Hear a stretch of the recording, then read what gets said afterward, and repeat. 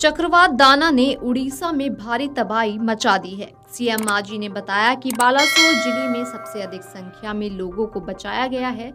इस क्षेत्र में 1,72,916 लोगों को राहत शिविरों में पहुंचाया गया है। इसके अलावा मयूरभंज से 1 लाख लोगों को सुरक्षित स्थानों पर भेजा गया। भद्रक से 75,000, जजपुर से 58,000 और केंद्रपाड़ा से 46,000 लोगों को बचाया गया। कई हिस्सों में भारी बारिश और तेज हवाएं चल रही हैं।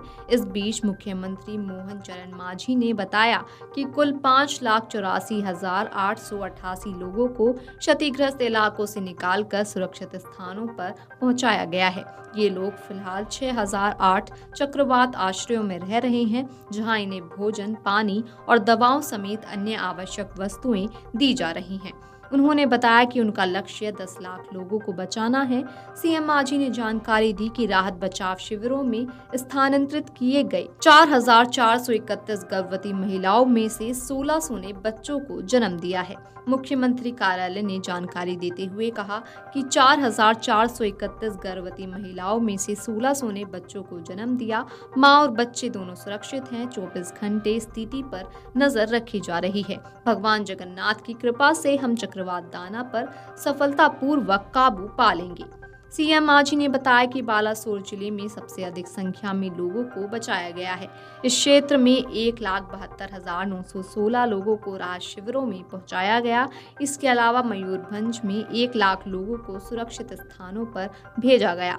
वहीं भद्रक की बात करें तो 75,000, जजपुर में 58 और केंद्रपाड़ा में 46,000 लोगों को बचाया गया है।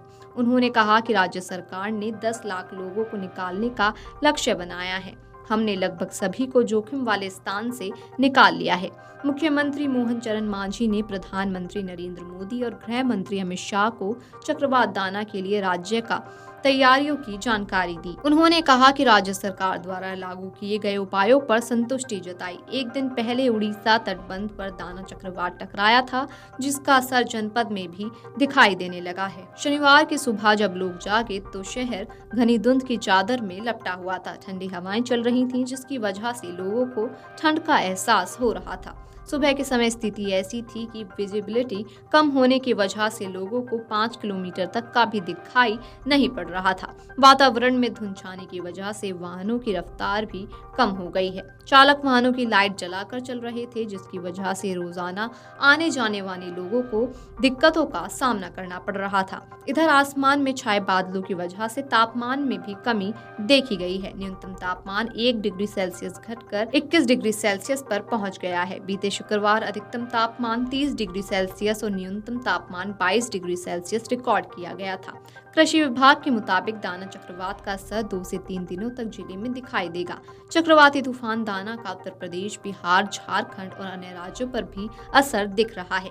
पटना स्थित मौसम विज्ञान केंद्र के निदेशक सुनील नारायण थुल ने बताया कि 24 अक्टूबर की रात्रि से ही झारखंड से सटे जिलों में बारिश और तेज हवा का दौर जारी है।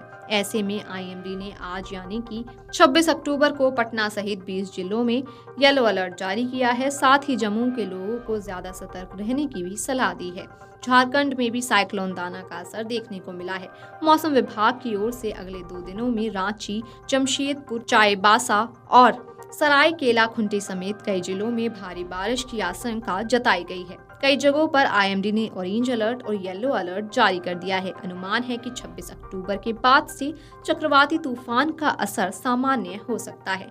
बिहार, झारखंड समेत उत्तर प्रदेश में भी चक्रवात का असर देखने को मिल रहा है। 24 घंटे के अंदर यूपी के दक्षिण पूर्वी के जिलों में हल्की बारिश होने की संभावना है। यूपी के कुशीनगर, गोरखपुर, देवरिया, मऊ, बलिया, आजमगढ़, गाजीपुर, वाराणसी, चंदौली, सोनभद्र, मिर्जापुर, भदोही, प्रयागराज में आज हल्की बारिश हो सकती है।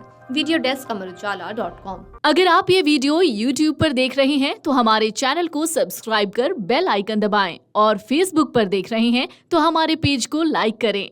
8 मिलियन प्लस सब्सक्राइबर, आपके इस भरोसे के लिए बहुत धन्यवाद।